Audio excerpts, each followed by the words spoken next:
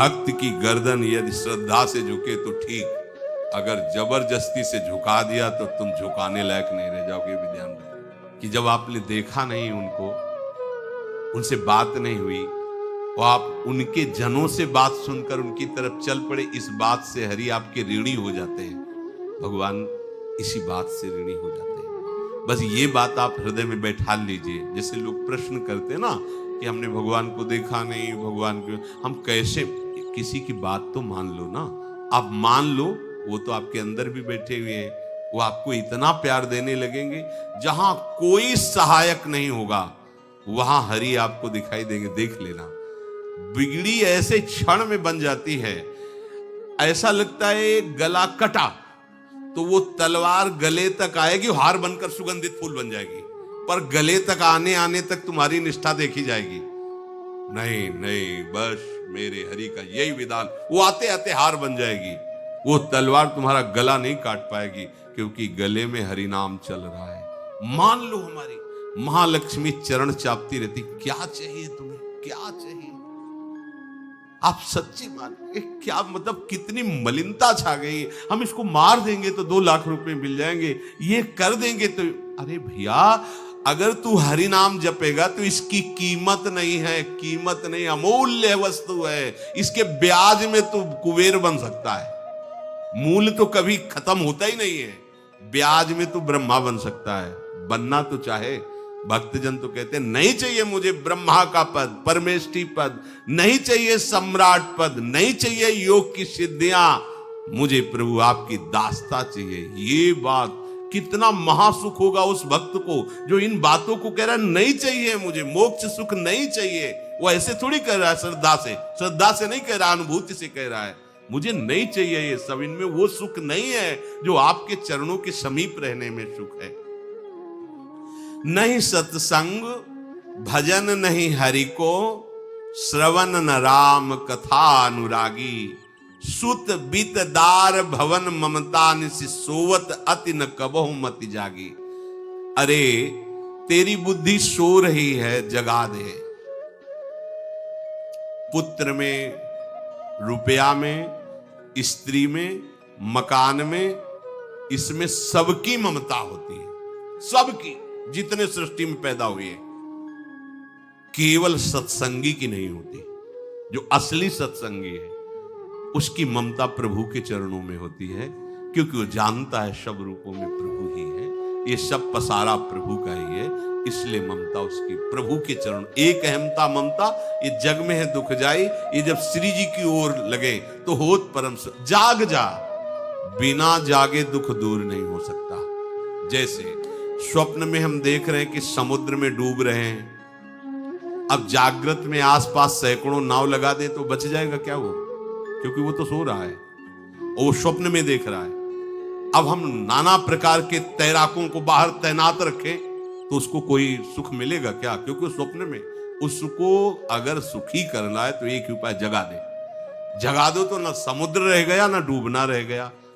ऐसे ही संसार में मोह से ऐसे ग्रसित जीव है, भाई इतना ही सुखचार है, और उसी स्वप्न में वो दुख से निवृत्त होना चाहते हैं। अब हम बाहर से उनकी कामनाओं की पूर्ति करने वाली बात करें तो क्या वो सुखी हो जाएंगे क्या? इसीलिए कोई साधु जो भगवत मार्ग का पथिक है वो कभी सपोर्ट नहीं करेगा जाओ ऐसा, वो जाओ ऐसा ही है जैसे उस स्वप्न में समुद्र में डूब रहा है, बाहर से हम जल जहाज नाव तैराक सब लगा रहे हैं, लेकिन वो नहीं सुखी होगा, क्योंकि उसके सुख का कारण तब बनेगा जब स्वप्न हटे। स्वप्न तब हटेगा जब वो जागे। जो सपने सिर काटे कोई, बिन जागे दुख दूर न होई, तो उसको जगा दो। साधु जन क्या करते हैं? जगा देते हैं उसको। जागो, कहां मोह निशा सब सो निहारा, देखे स्वपन अनेक प्रकारा, यह जग जामिन जागे जोगी। योग भगवान से जो तुमने वियोग कर रखा है, तुम जगो। जे ही जगोगे तो जे ही जाने जग जाए हेराई, जागे जथा स्वपन भ्रम जाई। कोई नहीं यहां, एक कल श्लोक मत्तः परतरम नान्यत् किंचित् अस्ति धनंजय, मेरे सिवा कोई नहीं। ये कब पता चलेगा? जागने पर। तो हमें ये बहुत कुछ दिखाई दे रहा है, स्वप्न है। उमा कहूं मैं अनुभव अपना, सत हरि भजन जगत सब सपना। तो बोले तुलसीदास हरि नाम सुधात जी, सठ हठ पियत विषय विष मांगी। अगर कहीं संतों के पास भी गए तो क्या मांग रहे हैं? हठ करके विषय विष मांग रहे हैं। वो आत्मदेव नाम के एक ब्राह्मण थे, सब कुछ समृद्धि थी, संतान थी नहीं, बड़े दुखी गृहस्थी में। हमारा कुल चलाने वाला होना चाहिए, बड़ा भ्रम बैठा हुआ। हमारा कुल चलाने वाला नहीं तो सब बेकार, जीवन ही बेकार हो गया। बिना गुरु के यदि शास्त्र पढ़ोगे ना तो भ्रमित हो जाओगे। स्पष्ट लिखा, पुत नाम के नरक की उसको प्राप्ति होती जिसके संतान नहीं होती। अब तो गृहस्थ में बेचारा पड़े परेशान। उन्होंने सोचा इससे अच्छा है आत्महत्या कर ले। बहुत संतों के पास जाकर के यज्ञ करके सब अपनी कामनाओं की पूर्ति चाहते, दान पुण्य दे करके। उसने भी जितना उपाय हुआ किया, नहीं हुई संतान। मरने के लिए वो जंगल में, उधर से एक सन्यासी जी आ रहे थे। देखा साधु तो ब्राह्मण तो थे, उठे प्रणाम किया। देखा उनको उदास क्यों हो? उनका महाराज उदास ही नहीं, मैं तो आत्महत्या करने आया हूं यहाँ जंगल में। अरे ये तो महापाप है, आत्महत्या तो बड़ी दुर्गति का कारण है। बोले महाराज अगर आप बचाना चाहते हो तो आप कृपा करो। क्या क्या चाहते हो? बोले हमारे पास सब कुछ है, बेटा नहीं, बेटा नहीं दोगे तो हमारा जीवन बेकार। तो उन्होंने अंतर्दृष्टि से देखा और कहा 7 जन्म तक तेरे पुत्र नहीं भाग्य में तेरे लिखा है। तो उसने कहा फिर तो अभी मरते हैं, आत्महत्या करते हैं। 7 जन्म के बाद हम 7 दिन नहीं जिएंगे, हमें पुत्र चाहिए। संत का दयालु। देखो जिनके पास तपस्या और भजन का धन होता है, जब भगवान अधीन है तो कुछ भी कर सकते हो, कुछ भी कर सकते। प्रारब्ध मिटाना कोई बड़ी बात नहीं। प्रारब्ध जानते कोई देवता थोड़ी है, तुम्हारा पीछे का किया हुआ कर्म है। और इधर जोर का भजन है, भजन के प्रभाव से कर्म को नष्ट करने में देर थोड़ी लगती है। ये तो अच्छे शुभ कर्म करो तो तुम्हारा प्रारब्ध बदल जाएगा। भजन का प्रयोग प्रारब्ध बदलने के लिए थोड़ी है। पर वो ऐसा हट किए तो उनका देखो, हट करने से लाभ नहीं मिलता है। उनका हमें उपदेश नहीं, हमें पुत्र चाहिए। अगर आप भगवत प्रेरित होकर यहां आए हो तो आप हमें। तो उन्होंने तपस्या के बल से फल की रचना की। उनका जाओ अपनी पत्नी को ये फल पवा दो और इससे निश्चित पुत्र होगा। बहुत प्रसन्न, अब कामना पूर्ण थी। तो देख लो प्रभाव, देखो कामना का। प्रसन्न हुए आए। धुंधुली नाम था उनकी पत्नी, नाम भी बहुत बढ़िया था, धुंधुली। वो कहा कि देखो ये फल खा लो, तुम्हारी संतान हो जाएगी। बहुत मीठी बात बोलती थी, मृदुभाषी, कपट हृदय। अलग अलग क्षेत्र होता है, हृदय कपट और मुख में मीठी बात। बहुत संभल के व्यवहार करना चाहिए ऐसे लोगों से। मधुरिया बानी, मीठी, क्या मृदु भाषा। नहीं प्रीतम, आप चिंता मत करो, फल ऐसे थोड़ी खाया जाता है, नहा धो के पवित्र होके फिर। हाँ उनका ये बात, तो आप अपने काम में लगो, हम पा लेंगे ऐसा। अब आपको विश्वास है? बोले विश्वास तो है, इसमें क्या विश्वास, आप भी तो चाहती ना पुत्र हो। बोले हाँ। वो जो ही गए सो अपनी बहन को बुलाया और कहा सुनो, अभी तो हम 4-5 रोटी कढ़ी चावल सब पा लेते हैं, पूड़ी खीर पुआ।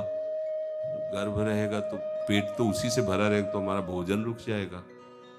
हाँ ये तो बात है। जब पेट बढ़ेगा, अगर घर में आग लग गई तो फिर हम भाग नहीं पाएंगे, तो हम जल जाएंगे। ये निगेटिव सोच वाले लेते। और पंडित जी तो इसी बात में लगे हैं कि गर्भ रह जाए तो क्या करें, तुम्हारा हम खाएंगे तो है नहीं, पक्की बात, पर करें तो क्या करें। पंडित जी को कैसे समझो? उनका देखो एक बात है, हमारे गर्भ है, हमारे कई लड़के हो चुके हो, गरीबी है ही है हमारे यहाँ। तुम कुछ पैसा दे देना और ये नाटक करना कि मैं गर्भवती हूं। बच्चा समय होने पर हम पहुंचा देंगे, हम घोषित कर देंगे हमारा बच्चा मर गया। तो पंडित जी को तुम नाटक में बताते रहना कि गर्भ है, बच्चा हो जाए। पंडित जी कह देना बच्चा हो गया है, तो बोले दूध पिलाने की समस्या आएगी। तो बोले ये तुम कह देना कि पहला पहला बच्चा है, हमारे वक्षा स्थल में दूध नहीं, हमारी बहन का था तो मर गया बच्चा, तो उनको बुला लेती तो बात बन जाए, बढ़िया बात हो गई। परीक्षा के लिए फल गाय को खवा दो, गाय को खवाया। ठीक समय पर गोकर्ण जी प्रकट हुए, दिव्य तेजोमय बालक, कान केवल वो गाय के, बड़े ही विद्वान और भगवत भक्त संत के द्वारा। कहा था 7 जन्म तुम्हारे भाग्य में, बच्चा नहीं तो नहीं है, देखा गाय के हो गोकर्ण जी प्रकट हुए। उधर उनके जो बच्चा पैदा हुआ उसे ही नाटक के द्वारा पहुंचा दिया गया, वैसे ही पूरा जैसा पहले पक्का हुआ। अब उसने कहा कि हमारे तो स्तनों में दूध नहीं, हम अपनी बहन को बुला लें, उनका बच्चा मर गया। हाँ हाँ, हमारा बच्चा स्वस्थ होना, आप बुला लो, उसको हम धन भी देंगे, वो हमारे बच्चे की सेवा कर। अपने नाम से जोड़ करके उसका नाम रखा धुंधकारी, धुंधुली और धुंधकारी, अज्ञान का साक्षात स्वरूप। और जैसे ही वो अवस्था बढ़ती गई तो उसके पापाचरण बढ़ना शुरू हुए। बच्चों के साथ खेलता, खेलते हुए बच्चों को उठा लेता और कुएं में डाल देता, मतलब घोर अत्याचार। गोकर्ण जी हर समय भजन साधन शास्त्र स्वाध्याय। जब और बड़ा हुआ तो माता जी को अपने डंडों से रोज पूजन करता, पिताजी को गाली लात थप्पड़। पिताजी तो रो पड़े। गोकर्ण जी से कहा कि बेटा हमारी गाय से प्रकट हुए पर भरोसा आप ही का है, बचा सकते हो। तो बोले पिताजी जाओ यहां से, भाग जाओ यहां से, एकांत जंगल में जाकर भगवान श्री हरि का भजन करो। उन्होंने 2 श्लोकों में प्रदेश किया। दूसरा श्लोक है धर्मम भजस्व सततम त्यज लोक धर्मान सेवन सदा साधु पुरुषं जहि काम तृष्णाम अन्यस्य गुण दोष चिंतन मास मुक्त्वा सेवा कथा रसमहो नितराम पिबत्वम। हे पिताजी, अब तुम लोक धर्म का त्याग करके भागवत धर्म को स्वीकार करो, एकांत में जाकर साधु महापुरुषों के संग से उनके उपदिष्ट उपदेश के अनुसार आचरण करो, प्रभु की लीला कथा सुनो, ना कोई कामना ना कोई तृष्णा, किसी के गुण दोष का वर्णन मत करना और सदैव भगवत सेवा भावना में रहना, इसी जन्म में तुम्हें भगवत प्राप्त। वो तो उधर गए, इतनी पिटाई की उसने मां की, मां कुएं में गिरकर आत्महत्या कर ली। फिर तो मनमानी आचरण, कुछ वैश्याओं को रखा और चोरी करके लाया। वैश्याओं ने सोचा किसी दिन पकड़ा जाएगा ये और हम, तो उसके हाथ पैर बांध दिए चारपाई में, ला के मुख में अंगार डाल, वो मरा भयानक प्रेत। कामना ने क्या किया, सर्वनाश। किसी को हरि विमुख होकर कभी सुख मिल सकता है? आप संतों के पास जाइए, अपनी कामना रखिए। हम ये नहीं कहते कि कामना तुम त्याग पाओगे, कामना रखिए, भगवान के पास जाइए, अपनी कामना रखिए, क्योंकि आप कामना से युक्त हैं। पर छूट इतनी दे दीजिए कि जिसमें हमारा मंगल हो वो करना। जैसे नारद जी भगवान से अपनी कामना रखते हैं कि हमारा ब्याह करवा दीजिए, और बाद में एक छूट दे देते हैं कि जेहि विधि होए नाथ हित मोरा। तो हरि को अच्छा लगेगा, गुरुजनों को अच्छा लगेगा कि इस कामना से इसका कोई जीवन बाधित नहीं होगा, वो पूर्ण भी कर देंगे। और अगर लगा कि इसका पतन हो जाएगा तो आप रोते रहो तो भी कामना की पूर्ति नहीं करेंगे। उत्तम बात तो ये है कि कामना हरि की प्राप्ति की करो, वो सर्व सुख स्वरूप है। किसी का अन्य आश्रय अन्य बल ना लेते हुए अपने श्यामा श्याम के चरणों का आश्रय लेकर निरंतर भजन करो तो ये अनुभव हो जाएगा कि सुख किसे कहते हैं। अभी तुम्हें परिचय ही नहीं मिला, सुख किसे कहते हैं। सुख सच्चिदानंद है, सुख एक रस है, सुख अविनाशी है। वो सुख सदैव बढ़ता रहता है, घटता कभी नहीं।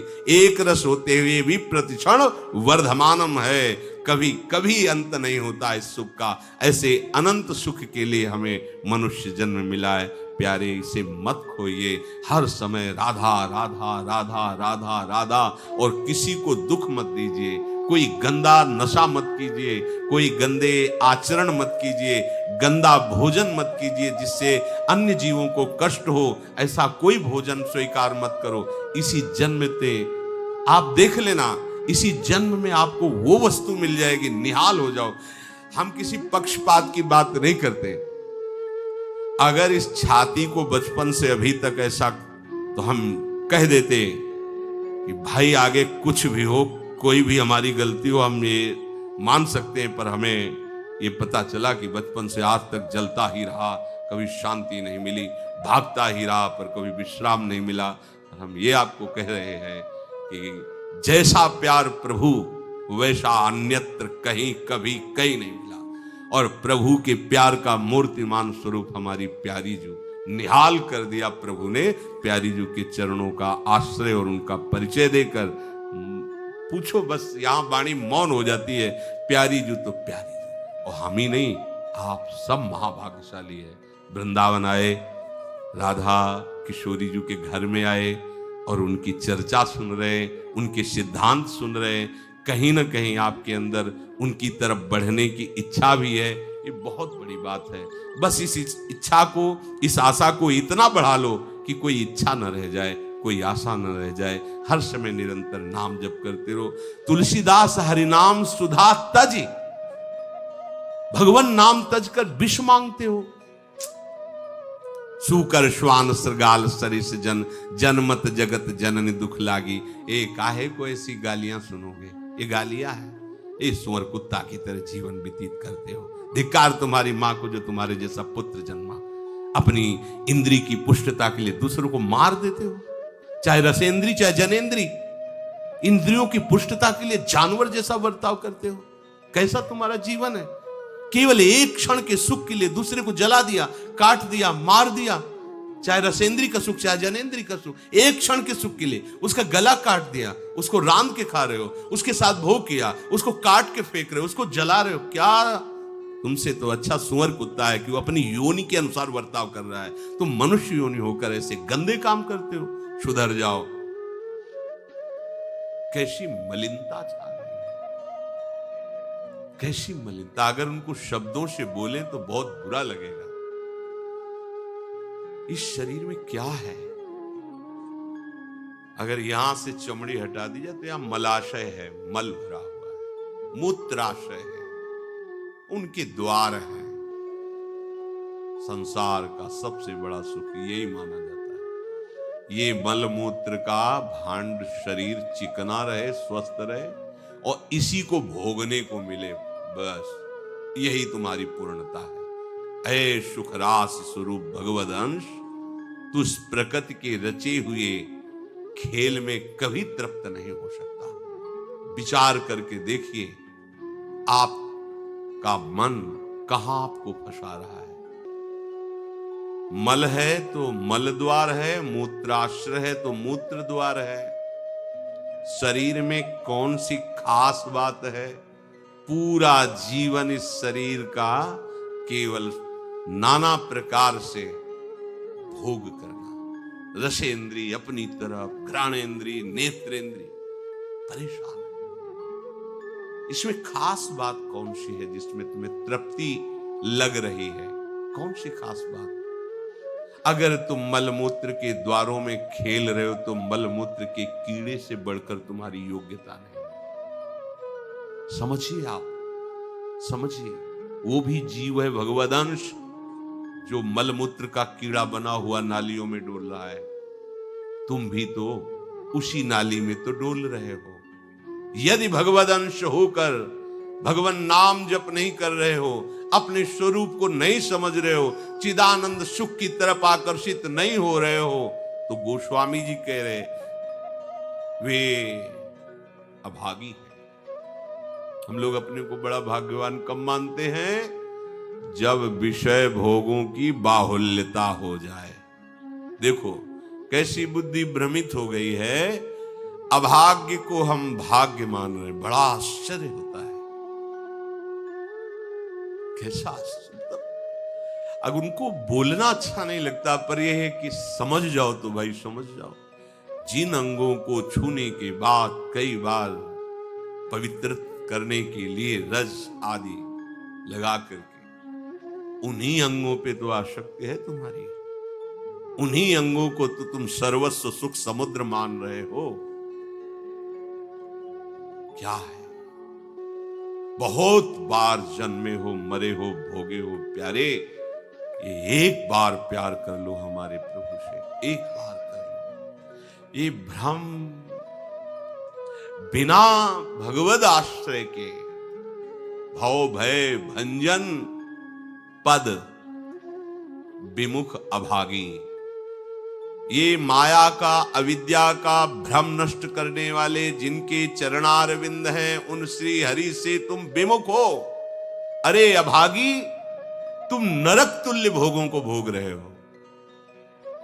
ये बिना सत्संगी के ये शब्द नहीं पचा सकते आप, क्योंकि आप उसी में रमण करते हैं। आपको लगेगा क्या है, फिर जिंदगी क्या रह गई। अरे अभी देखा क्या है, जिंदगी क्या है। निहाल हो जाओगे, नाच पड़ोगे, मस्त हो जाओगे। किसी का कोई भय नहीं, कोई चाह नहीं। सौंदर्य समुद्र, प्रेम समुद्र, ज्ञान समुद्र जब प्रीतम गले लगाएंगे, निहाल हो जाओगे। पर चाह तो है मलमूत्र के शरीर को गले लगाने की। चाह है इसी को, ये स्वस्थ रहे, खूब विषयों को भोगूं। कैसी दुर्बुद्धि छा गई है और बढ़ती चली जा रही है दुर्बुद्धि। ये ऐसी तृष्णा बढ़ती चली जा रही है, पूछो मत। सावधान हो जाओ प्यारे, बहुत कम समय है। तुम्हारा शरीर छीन लिया जाएगा, जबरदस्ती छीन लिया जाएगा। ना चाहते हुए तुम्हारे शरीर का नाश हो जाएगा। मान लीजिए एक चंद समय है, कुछ समय है, जिसे तुम 80 साल 100 साल समय ऐसे गए। ब्रह्मा जी के लोक में एक कमल की पंखुड़ी ऐसे छेदी जाए तो मृत्यु लोक का 1 वर्ष हो जाता है। कितना तुम्हारे पास समय। हमारी रात सोने में चली जाती है, दिन नाना प्रकार के भोगों के संग्रह के लिए, कमाई के लिए, भोगों के भोगने के चिंतन में चले। हमारा सच्चा जो मार्ग है, जो सत्य मार्ग है, जहां सुख मिलना है, हमारे पास समय नहीं उसके लिए। किसी से बात, हमारे पास समय नहीं है। वाह, समय का बढ़िया सदुपयोग कर रहे हो, परिणाम तुम्हें समझ में आएगा। गोस्वामी जी कह रहे हैं कि निशिवासर रुचि पाप असुचि मन। ये मन अपवित्र हो चुका है भोगों का चिंतन करने से। रात दिन पाप हो रहे हैं, समझ में नहीं आता कि हम पाप कर रहे हैं। एक सेकंड में हमारे मन की वृत्ति दूसरे के दुख को दुख नहीं समझती, उसे दुख देकर सुख भोगने के लिए आज्ञा दे देती है। करो बस, जितनी सुंदरता संसार में, उसके सबके मैं भोगता बन जाऊं। मलिन मन, यहां कुछ सुंदर है क्या? अगर एक दिन 10-20 बार सोच हो जाए, ऐसी दवा खवा दो, फिर उसी के देखो चेहरे की कांति कैसी हो जाएगी। अगर 2-3 दिन हालत चलती रही, देखने लायक नहीं रह जाएगा चेहरा। इसको तुम कुछ खास समझते हो? पानी का बुलबुला फूटने में देर नहीं लगती, पर तुम कमा क्या रहे हो? एक कर्म भूमि है, तुम यहां आए हो अच्छे कर्म करने के लिए, प्रभु की प्राप्ति के लिए, महासुख प्राप्ति के लिए। पर कह रहे निशिवासर रुचि पाप, रुचि पूर्वक पाप कर रहे हैं। छल पूर्वक आपने किसी का धन अपहरण कर लिया, किसी की हिंसा कर दी, व्यभिचार कर लिया। आप अपने मित्रों में बैठकर अहंकार पूर्वक बात करते, तुम्हें पता है मैंने इतने रुपए उड़ा दिए, उसको पता भी नहीं चलने दिया। पता है तुमने आज हमने उसके साथ एक गलत किया, कोई कुछ नहीं कर सकता। इतने वीर नहीं हो। वही कर्म तुम्हारा जब फलीभूत होगा, तुम्हें ब्रह्मा भी नहीं बचा पाएंगे, त्राहिमाम बोलने का अवसर भी नहीं रहेगा। देख लेना, देखने लायक नहीं रह जाओगे। सावधान हो जाओ। देखो ये सत्संग है तुम्हें सत्य वस्तु की अनुभूति कराने के लिए। तुम जहां असत में राख किए हो तो चुभेगा, तुम्हें जलन पैदा होगा। हम चाहते हैं कि तुम्हारे हृदय में ये बात लगे और तुम्हारी शूरवीरता जागृत हो, जो भगवद अंश की है, और तुम असत का त्याग करके भगवत मार्ग के पथिक बनो। खलिमति मलिन निगम पथ त्यागी। ये भगवत वाणी गीता जी, श्रीमद् भागवत जी और भी भगवत प्रेमी महात्माओं के वचन, ये महासुख के लिए है।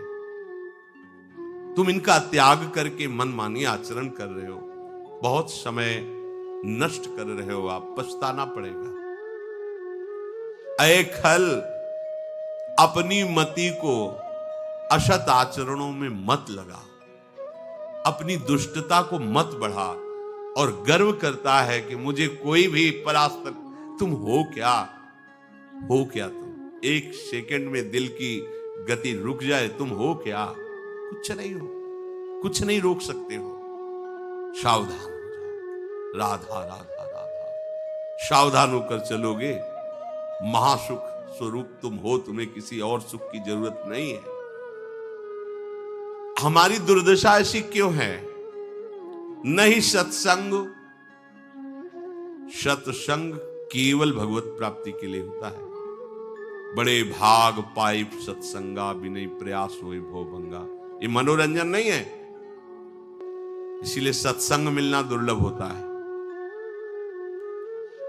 अगर भगवद वार्ता किसी को प्रसन्न करने के लिए, उनके मन को घसीट करके अपनी वासनाओं की पूर्ति के लिए किया जाता, उसे सत्संग नहीं कहते। हम ऐसा बोले कि सामने वाला प्रभावित हो और अपनी जेब से पैसा निकाल के हमारे पास रख के हमारे ऊपर श्रद्धा करे, हमारा प्रणाम करे, हमारी यश कीर्ति हो, यह सत्संग नहीं है। हमारी बात मानकर सच्चिदानंद प्रभु में इसका मन लग जाए, संसार के भोगों से इसका मन हट करके अपने स्वरूप में स्थित हो, प्रभु में लगे, उसे सत्संग कहते हैं। भक्ति स्वतंत्र सकल सुख खानी, और बिनु सत्संग न पावई प्राणी। सत्संग का क्या फल है? हरि से प्रेम हो जाना, संसार का राग नष्ट हो जाना।